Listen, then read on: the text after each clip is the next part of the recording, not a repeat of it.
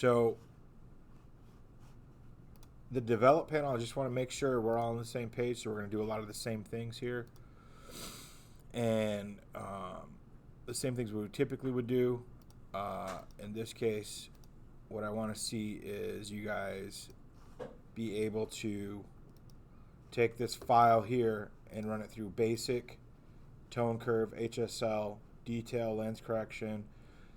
Portraits, oftentimes you don't have to use transform unless there's architectural elements in there that we have to straighten.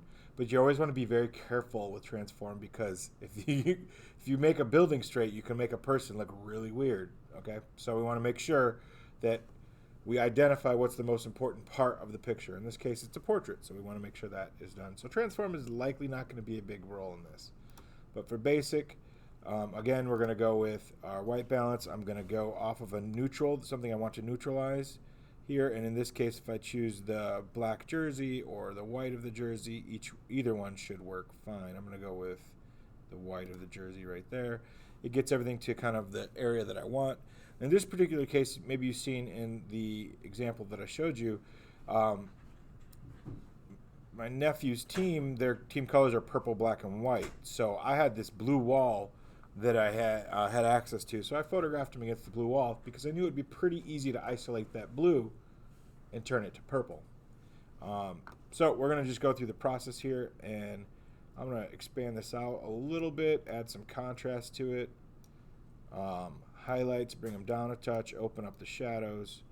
So most of this should be second nature to you guys here. They're very standard corrections. Texture, clarity, just a little bit. And again, you're just looking at points where there's a lot of contrast, and you're looking for when it's too much. That would be too much. And the reason I say too much is because we could recreate some of those effects later down the line. We don't want to spoil the image for further processing too early. All right, we don't want to make it one type of an image when we can do multiple types of images, which I'll show you guys how to do in a moment. So we add a little bit of each of these presents, and it already looks a lot better. So we can go see, there's the before and after, right? Already gotten, we could see where the light's coming from. We could see we got a nice little highlight right here we could use, and there. So we're starting to see the shape and the form come out. All right, so we'll collapse basic, go down to tone curve, pull highlights down a little bit. Again, these are going to be the tones in this area, which really there's not that many if we look at this area specifically. Those are just going to be the jersey and maybe some lighter tones in the arm here. The mid-tones have quite a bit, so we're going to brighten those up a little bit. The darks, can maybe darken that just a touch. And then decide where we want to put the deepest, darkest shadows, which in this case, on my screen, I want to open them up a little bit so I get some information in the hair here, so I got brighter and darker parts of this.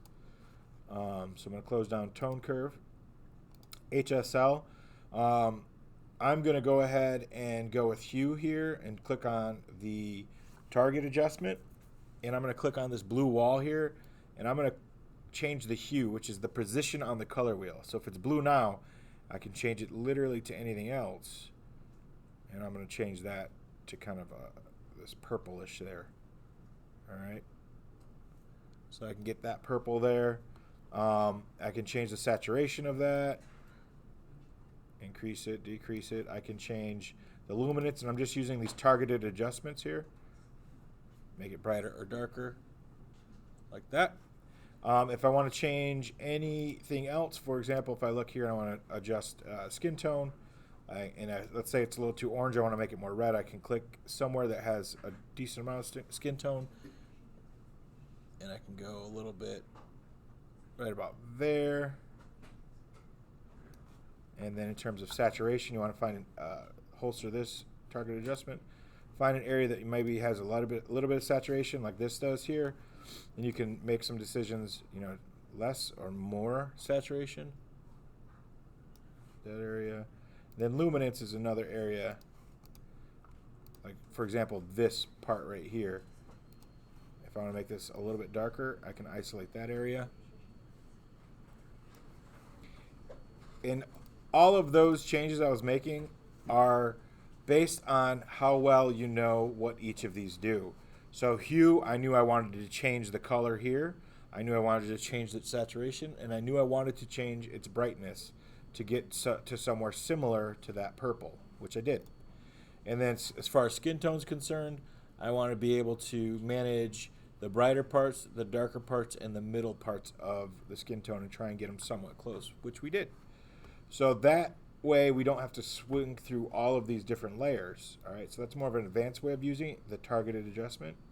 So if you get to that point with your correction, that means you understand those little things. Now we want to zoom in close. We're going to go in 2:1. We're going to go in an area that is physically sharp, meaning the lens itself focused on this, and then also has some contrast. So we got light, dark, light, dark right here. So we're going to hold down our option key, and we're going to go to radius first, click on that. Again, we're looking for those halos. So basically dark next to light. So I'm going to push this up now, and I'm looking at this ear specifically. That's too much. That's not enough. So right about there. And I'm going to do detail, and this is going to be the texture. Too much. Not enough. And right about there. You just want like a hint of texture? Yeah, essentially. I mean, I don't know how you define hint, but the idea is this is really soft and flat. Yeah. And that's way too contrasty, right? So we want it to go right before soft and flat turns into too much contrast. That's too much right there for skin tone. If this were a gravel road, that'd be different, right? Yeah. Okay? So it's just like based on what the subject is? Yes. So the masking, we're going to, again, we want to change masking to be a white on black drawing like this here, and highlighting essentially the edges of contrast. So this part where it's really contrasty, we want to isolate our sharpening to this line, because if that looks sharp, it's going to make us believe that the whole image is sharp. All right, so we got that set. Now we're going to go into amount, and we're going to go ahead and change this to a zoom in closer.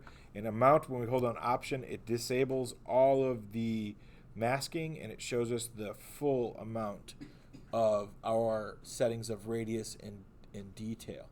That's too much. That's not enough. Maybe right in this area right here. So when I let go of the brush and I'm still looking at this edge, I'll even zoom in closer so you guys can see this. Right here, do you notice how it's smooth and then it's got this really jagged edge and then smooth again? Because that correlates to that white line right there.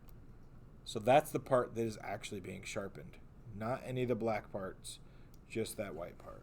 And if I'm in right here, I can actually see it go a little bit lower or a little bit higher. So you see how it corresponds to that? So that's not enough. That is about right there. You want to see just a little bit of it. Sharpening is a character in the play. It's not the star of the show. So you should see it, but it shouldn't be overwhelmingly obvious. So we'll collapse detail down.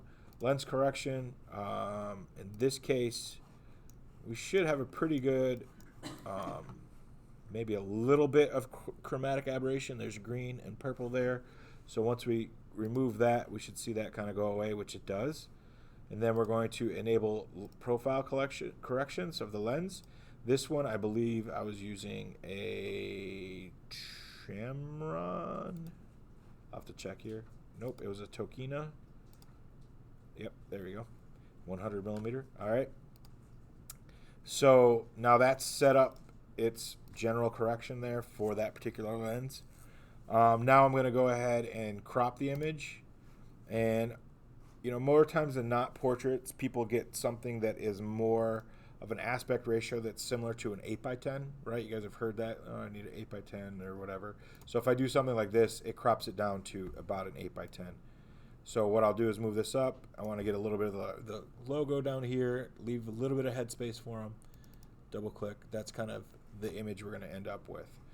If you didn't like that, you can go right back here and you can unlock it, and then you can change it to however you want to. The only danger with doing something like this is if a person orders an 8x10, it's going to crop off the top or the bottom. Okay? So think about that in terms of like working with a client or customer, whatever it may be. In this particular case, I'm doing what I want to do because I said I want to do it. All right. But, so, all right. Spot removal, working through this. Has this been annoying people all day long? Yes. You guys see that thing? Now Oh. that you pointed it out. Oh, now that I pointed it out, how could you miss it? So, yeah. So all we're going to do for this one is just single click, boom, gone. All right. What we want to do now is inspect the whole area. So one thing we could do is we can do 2-to-1, or we can actually, let's go back to 1-to-1. Let's go 1-to-1. And what I'll do is just go on this edge right here, and then I'll start moving side to side and see if I see any dust or anything like that weird show up. And then I'll come down a little bit and go over. And we're just looking at the background right now. We will definitely come back and look at the person here. One thing we could do with this, the very bottom, it says visualize spots. Look what happens. What is happening here? So if you do visualize spots, it kind of puts a temporary mask over it. And it says, all right, well, we know all of these are similar, but if I zoom in close here, I know there might be, let's see, let me do a fill here. We've got some weird texture here and there. So we kind of isolate the potential dust that we might have in this image right here. See that? Can fix that. And so that way, we don't necessarily have to try and strain our eyes to say, oh, is that dust or not? Because what this does, it isolates these different areas that are, these areas that have different tones and textures in them. So it can be quite helpful. And so I'm doing this all without even looking at the tones. I'm just going off of what this visualized spots gives me. Now I can use this sensitivity slider here. And so it'll give me more sensitivity or less sensitivity. So if that happens, I can easily see any areas that might have spots. Once I feel like I've gotten everything, I can undo that and everything's taken care of. Using Right? the sensitivity for the spot removal tool, is there a range that you recommend not going past, or? It depends on the image. You want to use that, okay, so like all of these sliders, Yeah. they're just there for you to help preview your corrections, you know? And so this visualized spot, it just helps you understand, okay, I can change essentially what it does is it's the sensitivity of what it's looking for. If I have a flat background like this, it's going to be much easier for it to find dust. But if I have a crazy city scene, it might be harder for it to find dust. But what it is very good at is essentially mapping what your camera brings to the situation. So if your camera has dust on the sensor, it will see that in a really easy and helpful way. So we've got that done in terms of the background. Now let's look at the person here. So one thing we could do with this one, maybe shrink down. We can use the heel brush here. And all we're going to be doing in this case is just cleaning up some little areas of bumps. And we're just using the heel. It's just we're clicking on one area and we're letting the computer find something to match. This is dumb, so we're going to move that because that doesn't work out, right? The computer is sometimes an idiot. So let's see. What else we got? He just got stitches from playing basketball, so maybe we'll get in there and get rid of those a little bit. Or maybe he wants them. I'm not sure. He might. So we'll take this, and I can use my navigator here and get in close.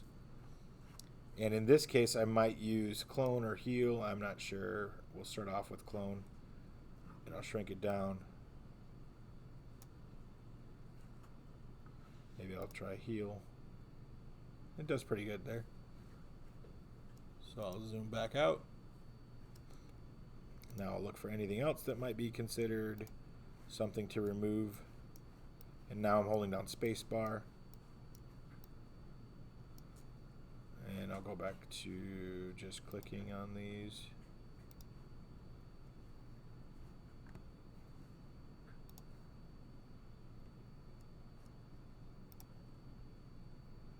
All right.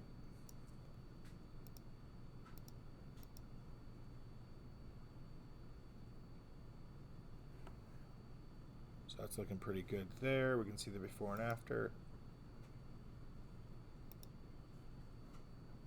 Pretty good, right? Pretty quick and easy with that. All right, good there.